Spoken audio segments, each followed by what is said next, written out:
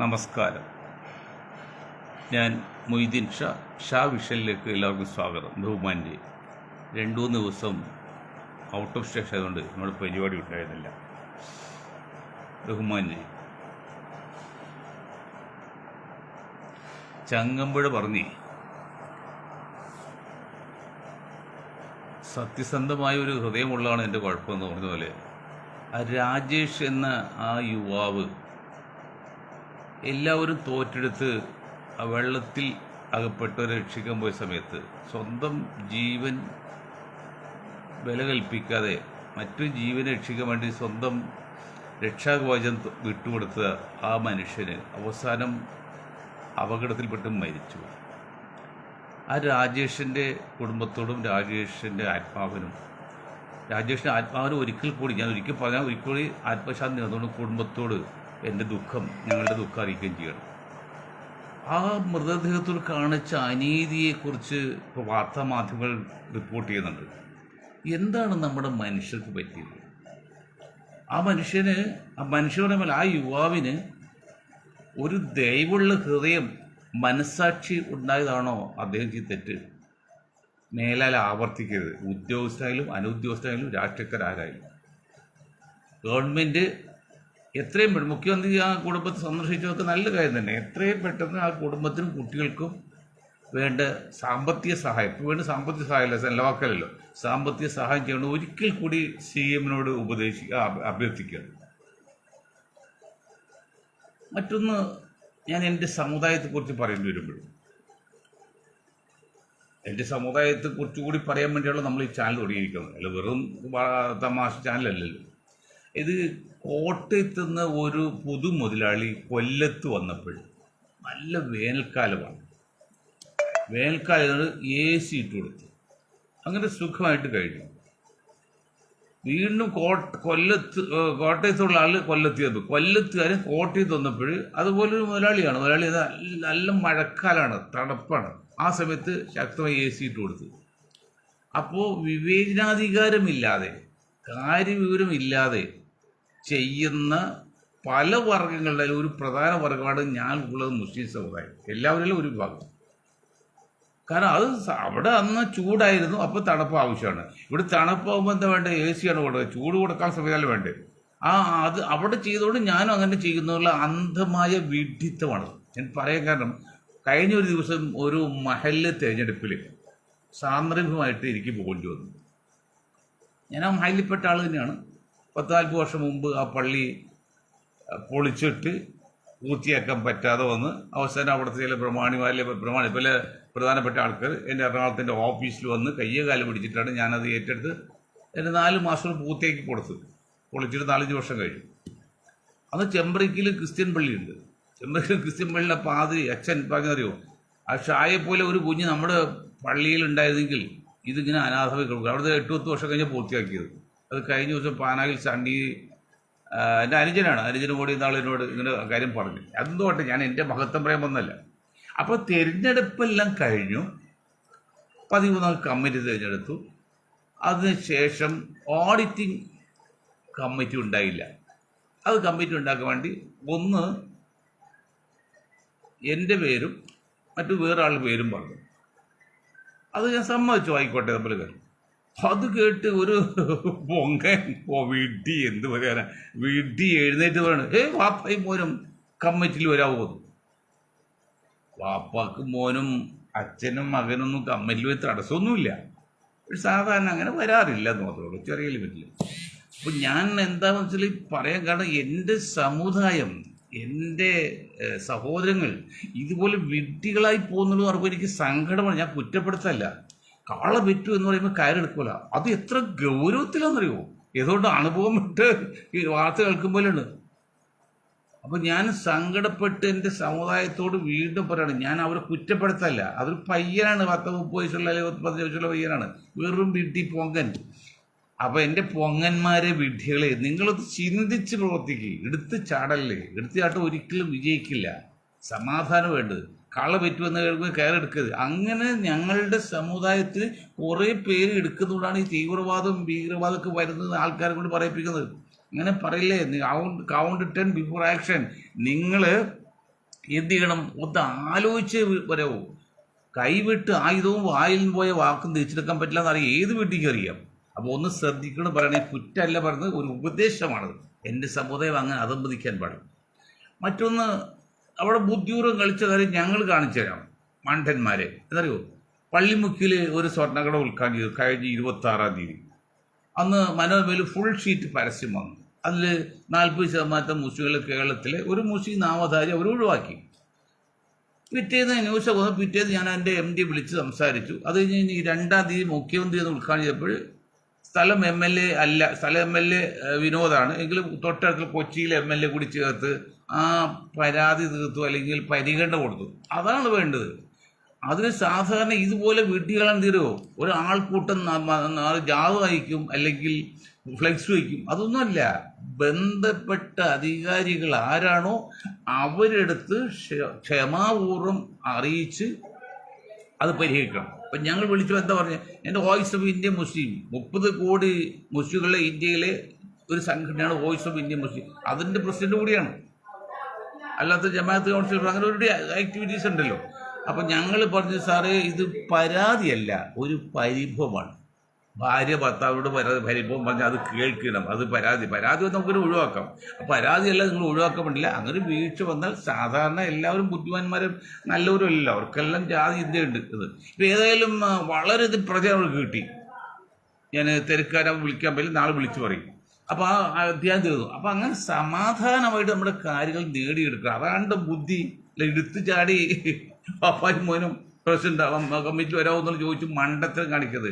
അത് എൻ്റെ സമുദായത്തെ അങ്ങനെ കാണിക്കുമ്പോൾ എനിക്ക് സങ്കടം തോന്നുന്നു. അങ്ങനെ ചെയ്യില്ലേത് വിനീതമായി അഭ്യർത്ഥിക്കുക. മറ്റൊന്ന്, സിനിമ നടനായ മോഹൻലാൽ അവരുടെ മകൾ വിസ്മയ മോഹൻലാൽ ആദ്യമായിട്ട് ഇറങ്ങിയ തുടക്കം സിനിമയിൽ അഭിനയിച്ച് നായികയായിട്ട് വന്ന് റിലീസ് ചെയ്യുന്നു. ആ കുട്ടിക്ക് എല്ലാവിധ അനുഗ്രഹാശംസകളും cinema and serial viewers association എന്ന ഇന്ത്യയിലെ ആദ്യത്തെ സംഘടന പ്രസിഡന്റിൽ ഞങ്ങളുടെ ഗ്രൂപ്പും അഭിനന്ദനം അറിയിക്കുക. പക്ഷെ മോഹൻലാൽ, ജഗതി, മമ്മൂട്ടി, ഇന്നസെന്റ് അവരൊക്കെ ആദ്യകാല സിനിമയിൽ വന്നതിനേക്കാൾ എത്രയോ സുന്ദരിയാണ് വിസ്മയ. ഇനി ആ കുട്ടി കുറച്ചുകൂടി ഡെവലപ്പ് ചെയ്യാനായിട്ട് കുറച്ചുകൂടിയൊക്കെ ശ്രദ്ധിക്കുകയാണെന്നൊക്കെ ശ്രദ്ധിച്ചോളും. വെയിറ്റ് കുറക്കണം, കുറച്ചുകൂടി അഭിനയം ആടവും കാണിക്കുക മിടുക്കിയാണ്. പക്ഷെ ആ കുട്ടി കേവലം അധികം പ്രായമില്ലാത്ത വലിയ പക്കത്തിൽ നിന്നാകാത്ത സാധാരണ പെൺകുട്ടി ഡൽഹിയിലെ ആ സമരത്തോട് അനുകൂലിച്ച് നിന്നപ്പോൾ അതിനെതിരെ സംഘപരിവാർ ഒരുപടി പ്രതിഷേധം കാണിച്ചിട്ട് കുഴപ്പമൊന്നുണ്ട്. അത് ചിലർ പറഞ്ഞാൽ അതൊരു തന്ത്രമാണ്. സംഘപരിവാർ ഇതായി കഴിഞ്ഞാൽ ആ സിനിമ വിജയിക്കും, അങ്ങനെയുള്ള തന്ത്രം കൂടിയാണ്. അതൊക്കെ ഒരു അഡ്ജസ്റ്റ്മെന്റ് അതൊക്കെ പറയുന്നവരോട് ആയിക്കോട്ടെ. പക്ഷെ അവർ പറഞ്ഞ പോയിന്റ് എന്തുകൊണ്ട് മറ്റ് സംഭവം ഉണ്ടായപ്പോൾ ഈ കുട്ടി ശ്രദ്ധിച്ചില്ലെന്ന ലോക ആദ്യമുള്ള കാര്യം പറ്റാൻ പറ്റും. ആ കുട്ടി വളർന്ന് രംഗത്ത് വന്നിപ്പോഴാണ്. രംഗത്ത് വന്നപ്പോൾ ആദ്യം കണ്ട കാര്യം ഇത് അനീതിയായിട്ട് തോന്നി, അത് പറഞ്ഞു, അതിൽ തന്നെ ഉറച്ചു നിൽക്കുന്നു. അല്ലാതെ അരുമായിട്ട് അവർ അത് 10-50 വയസ്സുള്ള കുട്ടിയാണോ? 10 ചെറിയ വയസ്സല്ലേ ഉള്ളൂ. അതാണ് അതൊക്കെ വിട്ടുപോയത്. എല്ലാ കാര്യത്തും പ്രതികരിക്കാൻ ആ കുട്ടിക്ക് ആവശ്യമില്ല, അതിൻ്റെ സമയമില്ല. ഇത് ആദ്യമായിട്ട് പ്രതികരിച്ച് നല്ല കാര്യം തന്നെ. ഏതായാലും ആ കുട്ടിക്ക് ഒരിക്കൽ കൂടി ഞാൻ എൻ്റെയും എൻ്റെ ഗ്രൂപ്പിൻ്റെയും അഭിനന്ദനങ്ങൾ അറിയിക്കുകയാണ്. നിങ്ങളെല്ലാവരും പോയി സിനിമ കാണണം, ആ കുട്ടിയെ പ്രോത്സാഹിക്കണം. മറ്റൊന്ന്, ഈ ഗൂഗിൾ പേ സമ്പ്രദായം. നമ്മൾ ഒരു സിഗരറ്റ് 10 സിഗരറ്റ് വാങ്ങിച്ചാലും ഗൂഗിൾ പേ ചെയ്തു. അതിലൊരു നിയന്ത്രണം ആവശ്യമല്ലേ എന്ന് ചിന്ത വരാണ്. കുറേ പരാതി വരുന്നു. എന്താ പരാതി അറിയുമോ?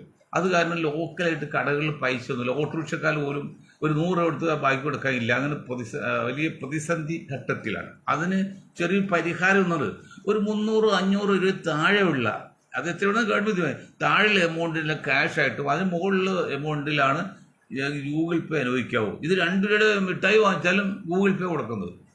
അത് ഒരു ബുദ്ധിമുട്ടാണ്, ശല്യമല്ലേ എന്ന് ഒന്നുകൂടി ബുദ്ധിയുള്ളവർ ചിന്തിക്കണമെന്ന് വിനീതമായി അഭ്യർത്ഥിക്കുകയാണ്. ഞാൻ ഒരിക്കൽ കൂടി പറയുന്നു, ഒരു 300 അല്ലെങ്കിൽ 500 രൂപയിൽ താഴെയുള്ള എമൗണ്ട് ക്യാഷ് ആയിട്ട് അപ്പോൾ ക്രയവിക്രയമാണ്.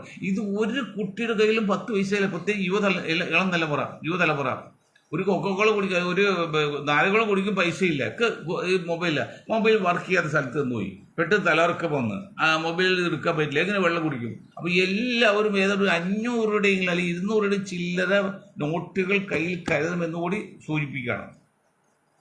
മറ്റൊരു വിഷയം എന്താ വെച്ചാൽ ഈ ഫോൺ എടുത്തു കഴിഞ്ഞാൽ ഒരു മുന്നറിയിപ്പുണ്ട്. നിങ്ങൾക്കറിയാലോ, സംഗീതം, സ്ത്രീ, മഴ, ഇത് മൂന്നും ജനങ്ങൾ ആകർഷിക്കുന്നതാണ്. പക്ഷെ ഇത് മൂന്നും അതുപോലെ അമിതമായത് മൂന്നും അമൃത വിഷം എന്ന് പറയുന്ന പോലെ മൂന്നും മോശമാണ്. എപ്പോഴെടുത്താലും കേൾക്കുന്ന ഈ ഉപദേശമാണ്. ഒരു ദിവസം ഒരു പ്രാവശ്യം പറയാം, അല്ലെങ്കിൽ അതിൻ്റെ ആ കാലഘട്ടത്തിൽ അങ്ങനെ സംശയം ഉണ്ടെങ്കിൽ ഒന്നോ രണ്ട് ആഴ്ച പറയാം, വാങ്ങി നിർത്താം. ഇത് കണ്ടിന്യൂസ് ആയിട്ട് മിനിറ്റുകളാണ്. ഞാൻ ഏകദേശം എനിക്കൊരു 200 കോളെങ്കിലും ഡെയിലി ഔട്ട് ഗോയിങ് പോകുന്നു. ഇൻകമിൻ്റെ കണക്ക് പറയുന്നില്ല. ഈ 200 കോൾ പോകുമ്പോൾ ഇത് തന്നെ കേൾക്കുന്നത്. അപ്പോൾ എത്ര മിനിറ്റ് പോകുന്നുണ്ട്, സമയം പോകുന്നത്. അത് പാർട്ടിക്ക് ബുദ്ധിമുട്ടാണ്. അത് ഗവൺമെൻറ് ശ്രദ്ധിക്കണം, അങ്ങനെ ശ്രദ്ധിക്കണം പറയണം. മറ്റൊന്ന് ഒരു പ്രധാന കാര്യം, നമ്മുടെ HMT റോഡ്. പല പ്രാവശ്യം അതിനെക്കുറിച്ച് നമ്മൾ പറഞ്ഞിട്ടുണ്ട്. HMT Kalamassery HMT road. Kalamassery 60 കാലഘട്ടത്തിൽ നേരിട്ട് 1 കിലോമീറ്റർ ദൂരമാണ് HMT ഓഫീസുള്ളത്. അത് വലിയ റോഡ് ഉണ്ടാക്കിയതാണ് സാമാന്യം. അന്ന് ആദ്യമായിട്ട് കേരളത്തിൽ ഈ മരം മറിക്കുന്ന ബുൾഡോസറൊക്കെ വന്ന് അതാണ് കാണാൻ വേണ്ടി അകലേന്ന് കാള് വന്നിട്ടുണ്ട്. ഏറ്റവും വലിയ ബിൽഡിംഗ് അത് തന്നെയായിരുന്നു. 10-11 നില കെട്ടിടം, വലിയ പേര് തന്നെ HMT എന്ന്. അന്ന് നല്ല കമ്പനി. ഇപ്പോൾ അവർ പഴയ ഗേറ്റ് അകത്താക്കിക്കൊണ്ട് ഇപ്പോൾ റോഡിന് സ്ഥലം കയ്യേറി എന്ന് പറയാൻ പറ്റില്ല, മതിൽ കെട്ടിയിരിക്കുക. അത് അവർ മാത്രമല്ല, വേറെ ചിലവരിട്ടിട്ടുണ്ട്. അതുകൊണ്ട് HMT റോഡിന് വേണ്ടി ഒഴിവാക്കിയിട്ടിരിക്കുന്ന സ്ഥലം മുഴുവൻ അവർ മലയൊക്കെ പൊളിച്ച് അത് റോഡിൽ ചേർക്കുകയും അവിടെ നിൽക്കുന്ന അധികമായി നിൽക്കുന്ന മരങ്ങളിലെ ചില്ലയിൽ വെട്ടോ ഒന്ന്. ഇതിപ്പോൾ HMT ഓഫീസിൻ്റെ ഫ്രണ്ടിൽ ചിലപ്പോൾ വിജനമാണ്, കരണ്ടുമില്ല, ഇരുട്ടാണ്, ഒരു വശത്ത് അന്യായ കൊക്കയാണ്, മറുവശത്ത് ഇങ്ങനെ. അതൊക്കെ ഒന്ന് ശ്രദ്ധിക്കണം, വിനീതമായി അഭ്യർത്ഥിക്കുക. പ്രത്യേകിച്ച് കളമശ്ശേരി MLA ഇന്നത്തെ മന്ത്രിയായ അദ്ദേഹത്തോട് പാർട്ടിയോടും ഒരിക്കൽ കൂടി അഭ്യർത്ഥിക്കുക. വീണ്ടും നമ്മുടെ രാഷ്ട്രീയത്തിലേക്ക്, കേരള രാഷ്ട്രീയത്തിൽ കടന്നാൽ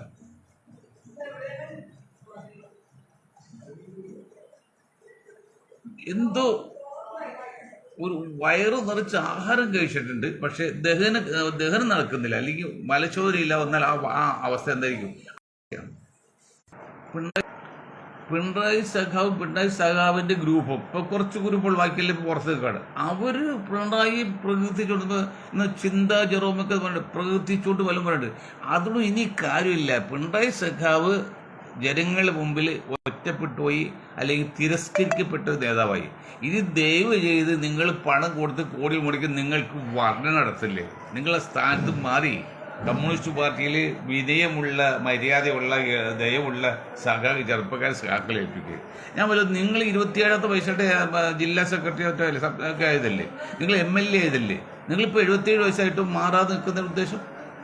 ഇപ്പോൾ നിങ്ങളെന്നെ പ്രതിപക്ഷ നേതാവെന്ന് പറഞ്ഞത് എന്താ നെറികെട്ടല്ലേ? അത് ഇത്രയും സങ്കീർണമായി വീടെടുത്ത് തലയില്ലാത്ത അവസ്ഥയിൽ കണ്ണൂർ മത്സരിച്ചിട്ട് 16ാമത്തെ പ്രാവശ്യം വരെ തോറ്റ് ഒപ്പിയിട്ട് 17ാമത്തെ പ്രാവശ്യം ചെറിയ വോട്ട് ജയിച്ചൊക്കെ. എന്നിട്ടും നിങ്ങൾ അധികാരം നിങ്ങൾക്ക് വേണമെന്ന് പറയുമ്പോൾ അത് ധിക്കാരം, അഹങ്കാരമല്ലേ സഖാവേ? സ്നേഹത്തിന് ഭാഷ പറയാണ്. നിങ്ങൾ കമ്മ്യൂണിസ്റ്റ് പ്രസ്ഥാനം തകർക്കില്ലേ? ഇപ്പം സതീശ എല്ലാ ഇമേജും, എല്ലാ വിശ്വാസവും ജനങ്ങളുടെ ഒറ്റപ്പെട്ടു പോയി. ആ ചിരിയിലുകൾ കാപട്ടെന്ന് ജനങ്ങൾ ധരിക്കുകയാണ്. ഞാനല്ല പറഞ്ഞത്, ജനങ്ങൾ ധരിക്കുകയാണ്. പുള്ളി അത് സന്ദർഭത്തിന് അനുസരിച്ച് ഉയരുന്നില്ല. അതുകൊണ്ട് അദ്ദേഹത്തിനുള്ള എല്ലാ പ്രതീക്ഷയും ജനങ്ങൾക്ക് അസ്തമിച്ചു. കോൺഗ്രസ്സുകാർക്ക് മാത്രമല്ല, മറ്റുള്ളവർക്കല്ലാതെ അത് പുള്ളി കളഞ്ഞു കുളിച്ചു. അതെന്താണ് അത് മനസ്സിലാക്കാത്തത്? ഇത്രയും പാടുപെട്ട് 10 വർഷക്കാലം ഈ പിണറായി സഖാവിൻ്റെ ഭരണം ദുഷ്കരമാണ്. ജനങ്ങൾ അത്ര കണ്ട് മടുത്ത് വേർത്ത് ആ മുഖം ഇനി കാണണ്ട, TV പോലും കാണണ്ട എന്ന് പറഞ്ഞ് നിൽക്കുമ്പോഴേ അതിന് പകരം ജനങ്ങൾ കമ്മ്യൂണിസ്റ്റുകാർ വോട്ട് ചെയ്താണ് ഈ മഹാനെ ജയിപ്പിച്ചെടുത്തത്. ആ മഹാൻ ആത്മാർത്ഥത തെളിയിക്കേണ്ട സംശയാസ്പദമായ രീതിയിൽ പോകുന്നു. മുസ്ലിം ലീഗിനെ സംബന്ധിച്ചറിയില്ല, അവർ കടലും ചെകുത്താനെടുക്കായി പോയി. അവർക്ക് എന്ത് ചെയ്യാൻ പറ്റും? ഇട്ടുകൊണ്ട് പോകാൻ പറ്റുമോ? എടുത്തുകൊണ്ട് പോകാൻ പറ്റുമോ? അപ്പോൾ ആ കുഞ്ഞാക്കായൊക്കെ തകർന്നു പോയില്ലേ? ഈ സതീശൻ്റെ ബുദ്ധി ഉപയോഗിച്ച് കുഞ്ഞാക്കാനൊക്കെ കണ്ട് തകർത്ത് കളഞ്ഞ, നിശബ്ദനാക്കി. അപ്പം ഇട്ടു പോകാൻ പറ്റില്ല. 10 വർഷം ഭരണം ഉണ്ടായില്ല. ഇനി ഇട്ടു പോയാൽ പാർട്ടി ഉണ്ടാവില്ല. അപ്പോൾ എന്ത് ചെയ്യണം?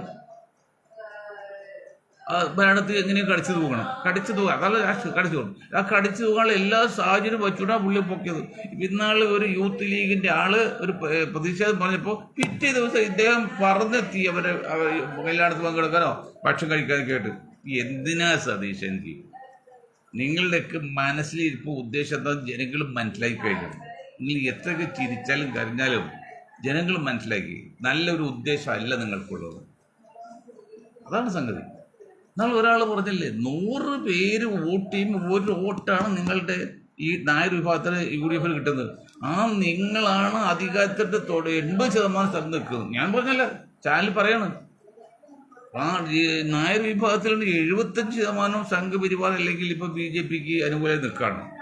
എന്നിട്ടും സ്ഥാനമാനങ്ങളും MLA-മാരായിട്ടാണ് നിങ്ങൾക്കാണ്. ഇതൊന്നും സമ്മതിക്കാൻ പറ്റില്ല. അത് ചാനലിൽ ചില യുവാക്കൾ പറയുമ്പോഴേ അതാ ഞാൻ പറഞ്ഞത്. എന്നെ സംബന്ധിച്ച് എനിക്ക് കുഴപ്പമൊന്നുമില്ല. പക്ഷെ നമ്മളിത് ചുമരെടുത്ത് മനസ്സിലാക്കി പറഞ്ഞില്ലെങ്കിൽ നമ്മൾ ഈ ചാനൽ അർത്ഥമില്ലാതില്ലേ. അവിടെ ചുമരെടുത്ത് പറയണം. നിങ്ങൾക്ക് നായർ വിഭാഗം പ്രത്യേകിച്ചും സതീശ്വരം വേണുപോലൊക്കെ നിങ്ങളുടെ ആത്മഹത്യയെ ചോദ്യം ചെയ്യുന്ന ആൾക്കാർ, നിങ്ങൾ പ്രവർത്തനത്തിൽ ഒരു സംശയം പ്രകടിപ്പിക്കുന്ന പബ്ലിക്ക്. ഞാൻ പറഞ്ഞല്ലോ, പിണറായിയുടെ മുമ്പിൽ നിങ്ങളൊന്നൊന്നുമല്ല. ആ പിണറായിയെ മൂലക്കെത്തി മാത്രം നാറ്റിച്ച് കളഞ്ഞ് പുറത്ത് വരാത്ത രീതിയിൽ ജനങ്ങൾ ഒതുക്കി കളഞ്ഞെങ്കിൽ നിങ്ങൾക്ക് ഒതുക്കാൻ പ്രയാസമില്ല. അത് മനസ്സിലാക്കണം. പെണുങ്ങിയാലും ഒരു കാര്യം തോന്നുന്നു പറയാം, ഭാവി തലമുറയ്ക്കുള്ളൊരു മുന്നറിയിപ്പാണ്. അത് 1950 വരെ ഈ പറഞ്ഞ വിഭാഗങ്ങളാണ് രാജ്യത്തെ മൊത്തത്തിൽ നിയന്ത്രിച്ചത്. കാരണം ഏതെങ്കിലും ഓഫീസ് ഉണ്ടെങ്കിൽ ഒരു നായരുടെ അക്കൗണ്ടായിരിക്കും, മാനേജായിരിക്കും. അത് നായരുടെയും ക്രിസ്ത്യാനിയുടെയും ഓഫീസുകളിൽ പ്യൂണും ആയിട്ട് ഒരു കാക്കായി ഉണ്ടാകും, ഒരു ദളിതും ഉണ്ടാവും. ഉന്നത ഉദ്യോഗം അങ്ങനെ എല്ലാം അങ്ങനെയാണ് പോയിക്കൊടുത്തത്. ഒരു 1950 വരെ കേരളത്തിൽ ഒരു കടലാസ് വെച്ചാൽ അത് വായിച്ച് മനസ്സിലാക്കണമെങ്കിൽ ആ സംഹിതകൾ ഏതെങ്കിലും നായർ വീട്ടിൽ പോകണം. കുറ്റപ്പെടുകൾ അവർക്കാണ് വിദ്യാഭ്യാസം അറിവുള്ളൂ, മറ്റുള്ളവരും പഠിച്ചിട്ടില്ല. പ്രത്യേകം മുസ്ലിം സമുദായമൊക്കെ ഒരു പാട്ടെഴുത്തിൽ കോലെഴുത്ത്, ഒരു അറബി മലയാളത്തിൽ പഠിച്ചു കൊടുക്കും. എൻ്റെ തള്ളിയൊക്കെ വായിക്കുക, അറബി മലയാളമല്ല അറബിയിൽ എഴുതി കൊടുത്ത് വായിക്കും. അങ്ങനെ ഒരു ലിപിയൊക്കെയാണ്. അതിന് കാലം മാറി കമ്മ്യൂണിസ്റ്റ് ഗവൺമെൻറ് വന്ന് ഒരു മാറ്റമൊക്കെ വന്ന് അങ്ങനെ ഏതാണ്ട് 2000 പേരെയും ഒരുവിധം അന്ധവിശ്വാസം അനാചാരങ്ങൾക്ക് DYFI പോലെ SIV പോലെയൊക്കെ കമ്മ്യൂണിസ്റ്റ് പാർട്ടിക്ക് ഇടപെട്ട് ഒരു പരിധിയിലും മാറി പുരോഗമന കലാ സാംസ്കാരിക വേദിയൊക്കെ ഇടപെട്ട് ഒരു മാറ്റമൊക്കെ വന്നു. അത് 50 വർഷത്തിലെന്നുള്ളൂ. 2000 ശേഷം വന്നു കോർപ്പറേറ്റ് സംസ്കാരം, പിന്നെ ഫാസിസ്റ്റുകൾ എല്ലാം വന്നിട്ട് ഇനി പഴയതുപോലെ അയിത്താചരണം വരാൻ കേരളത്തിൽ പോലും ഒരു പുലയനോ പട്ടികജാതിക്കാരനോ അല്ലെങ്കിൽ താഴ്ന്നുവർക്കാർക്കോ ചോരൊന്നും നടക്കാൻ പറ്റില്ല. ഈ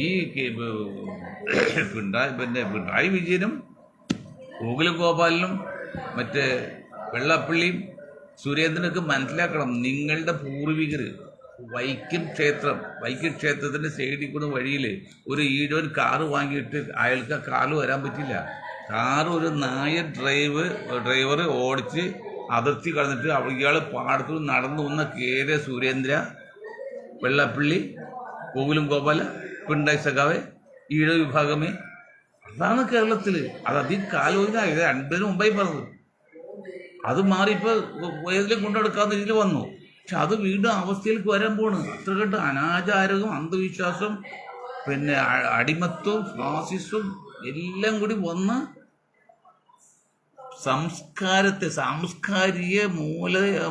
സാംസ്കാരിക വശത്തെ തകർത്തുകൊണ്ടിരിക്കുകയാണ്. അതാണ് സംഘപരിവാറിന്റെ ലക്ഷ്യവും അവരുടെ ഉദ്ദേശവും. പഴയ ആഢ്യത്വം വേണം.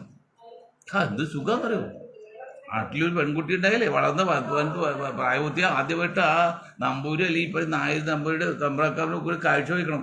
ഈ കല്യാണം കഴിച്ച കാഴ്ച വെച്ച് പിറ്റേന്ന് ഭർത്താവിന് കിട്ടുള്ളൂ. ആ കാലത്ത് നല്ല സുഖമല്ലേ അതൊക്കെ. അത് വരണമെന്ന് അവർ പറഞ്ഞു. അതാണ് ഞങ്ങൾ പറഞ്ഞത്. തെറ്റായാലും പണിക്കാലെങ്കിലും ഒരു ഹെഡ് കോൺസ്റ്റബിൾ മുതൽ മുകളിലെ പോലീസ് ഡിപ്പാർട്ട്മെന്റിലെ സർവ്വ ഉദ്യോഗസ്ഥന്മാർക്ക് സോഷ്യൽ എതിരാണ്. കാരണം അവർ സുഖ സൗകര്യം കുറയും. അപ്പം പിന്നെ ഈ ഭൂഷികളാരും പറയണം, കളിച്ച് ഇന്ത്യ മഹാരാജ്യത്തെ ഇത്രയും മതം പതിപ്പിച്ചു.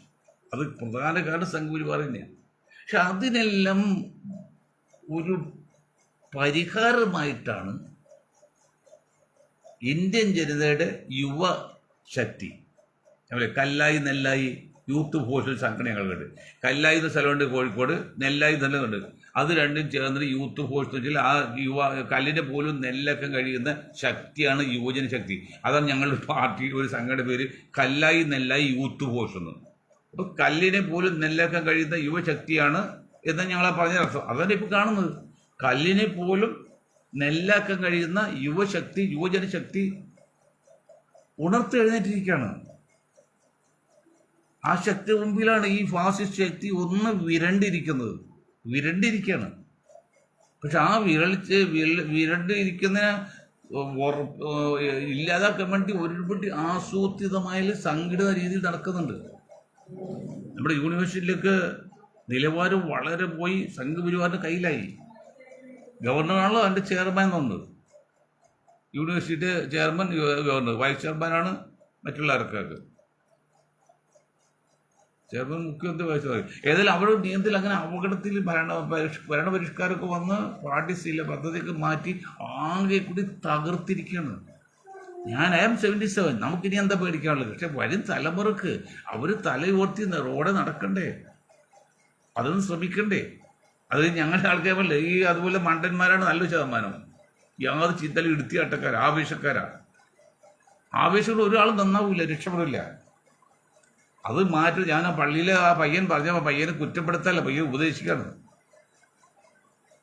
എത്ര ഗൗരവത്തിലാണെന്നറിയാം പയ്യൻ പറഞ്ഞത്. ആ മോനും ഒരു കമ്മിറ്റിയിൽ വരുവാനും വേണ്ടത് എന്ത് മനസ്സിലാക്കി. ഇനി വാപ്പാക്ക് മോനും കമ്മിറ്റിയിൽ വരാൻ പാടുള്ള നിയമമൊന്നുമില്ല. അത്ര കണ്ട് അതമ്പതിച്ച അല്ലെങ്കിൽ ബുദ്ധിശൂര്യരാണ് ഞാൻ ഉൾപ്പെടെ എൻ്റെ വർഗത്തിൽ നല്ല ശതമാനവും. ആ സങ്കടമുണ്ട്, അതാണ് മനസ്സിലാക്കേണ്ടത്. ഞാൻ അവരെ കുറ്റപ്പെടുത്തൽ, അവരുടെ ദുരവസ്ഥയിൽ, അവരുടെ കഴിവേടിൽ ഞാനും എൻ്റെ സമുദായത്തിന് വേണ്ടി ഞാൻ ക്ഷമ ചോദിക്കുകയാണ്, സമൂഹത്തോടും അവരോട് തന്നെ. അല്ലെങ്കിൽ അങ്ങനെ ചെയ്യാവോ? എന്താണെന്നറിയാതെ ചെയ്യാവോ? കാള് പറ്റുകൾക്ക് കയറെടുക്കാൻ പറ്റുമോ? അത് ബുദ്ധിശൂന്യതല്ലേ? പ്രവാചകന്റെ മതയുടെ ഇസ്ലാം. ആ പ്രവാചകൻ എത്ര തന്ത്രജ്ഞനായിരുന്നു, എത്ര യുക്തിവാദിയല്ല, യുക്തിസഹമായ രീതിയിലുള്ള കാര്യങ്ങൾ. ഒരു ഉദാഹരണം ഞാൻ നിർത്താം. അത് കഅബത്തിൽ അജുൽ അസ്വദ് കല്ല് എടുത്ത് മാറിപ്പോയപ്പോൾ വെള്ളപ്പൊക്കം പോയപ്പോൾ എടുത്ത് വയ്ക്കുന്നത് 4 ഗോത്രങ്ങൾ മെയിനായിട്ട്. 4 തർക്കാവൂലേ? അപ്പോൾ എന്താ ചെയ്ത് പ്രവാചകൻ? ആ പറഞ്ഞ പയ്യനോട് പറയാണ്, നിങ്ങൾ വലിയ തക്വയും വിഭാഗത്തൊക്കെ ഉള്ള ആളാണല്ലോ. ആ പ്രവാചകൻ അദ്ദേഹത്തെ കയ്യിലുള്ള 2 മൂണ്ട് അല്ലെങ്കിൽ ഒരു ഇതല്ലേ തലക്കെട്ട് പോലെ തുണി, അതുകൊണ്ട് വിരിച്ച് അതിനകത്തോട്ട് ഈ കല്ലെടുത്ത് വെച്ച് 4 ഗോത്രത്തെ 4 പേരെ വിളിച്ച് 4 മൂല പിടിക്കാൻ പറഞ്ഞു. മൂല പിടിച്ച് അവിടെ കൊണ്ട് വെച്ച്. അപ്പോൾ ആർക്കും പരാതിയില്ല. ഞങ്ങൾ അങ്ങനെയൊക്കെ ചെയ്തു. അവ പ്രധാന മേഖലയിൽപ്പെട്ട എല്ലാവരും ഒതുക്കി വളർത്തി അങ്ങനെ 13 കമ്മിറ്റിയെ തിരഞ്ഞെടുത്ത് വിട്ട് പ്രശ്നം ശാന്തമായി. ഇപ്പോൾ പ്രസിഡന്റ് തിരഞ്ഞെടുപ്പ് നടക്കാണ്, ഏതാണ്ട് ഇപ്പോൾ കഴിഞ്ഞ ആളിരിക്കും. അപ്പം നമുക്കുള്ള ഉദ്ദേശം ഒറ്റുള്ളൂ, സംഗതി ഭംഗിയായിട്ട് നടക്കണം, സമൂഹത്തിന് ബാധ്യമാകരുത്, മറ്റേതൊരു സമുദായങ്ങൾക്ക് ബുദ്ധിമുട്ട് വരരുത്. അങ്ങനെയൊക്കെ ഞങ്ങൾ ചിന്തിക്കുന്നത്. അല്ല അധികാരത്തെ പുറകെ പോകുന്നല്ല. അത് 40 വർഷമായിട്ട് നമ്മൾ അധികാരത്തിൽ പിന്നെ ബന്ധത്തിലാണ്. കമ്മിറ്റി പോലും വന്നില്ല, പൊതുയോഗത്തിന് പോയിട്ടില്ല. ആദ്യമായിട്ടാണ് ഈ പൊതുയോഗത്തിൽ പോയി 40 വർഷത്തിന് ശേഷം. അപ്പോൾ കണ്ട അനുഭവം ഇതാണ്. എന്തൊരു ലോകം നോക്കി. അപ്പോൾ അതുകൊണ്ട് ഇളം തലമുറ കുറച്ചുകൂടി ശ്രദ്ധിച്ച് മുന്നോട്ട് പോകണമെന്നും, നമ്മുടെ CM കഴിവുള്ള ആളാണ്, അത് ജനങ്ങൾക്ക് അഭിപ്രായ വ്യത്യാസം, ഭരിക്കുന്ന കക്ഷിക്ക് എപ്പോഴും എതിരുണ്ടാവും. കാരണം പാമ്പിൻ്റെ ഏരിയയാണ് തവളയെ രക്ഷിക്കും പാമ്പിന് ഇഷ്ടമോ? പാമ്പ് തവളയേക്കാൾ ശക്തനല്ലേ? അതുകൊണ്ട് ഭരിക്കുന്ന കക്ഷി എപ്പോഴും എതിർപ്പുണ്ട്, അതിൽ സംശയമൊന്നുമില്ല. പക്ഷേ എങ്കിലും പരമാവധി എതിർപ്പ് കുറക്കാനുള്ള സാഹചര്യത്തിൽ തെറ്റിദ്ധാരണ ഒഴിവാക്കാൻ വേണ്ടി വിശ്വാസ്യം നഷ്ടപ്പെടാത്ത രീതിയിൽ മുന്നോട്ട് പോകണമെന്ന് പറഞ്ഞുകൊണ്ടും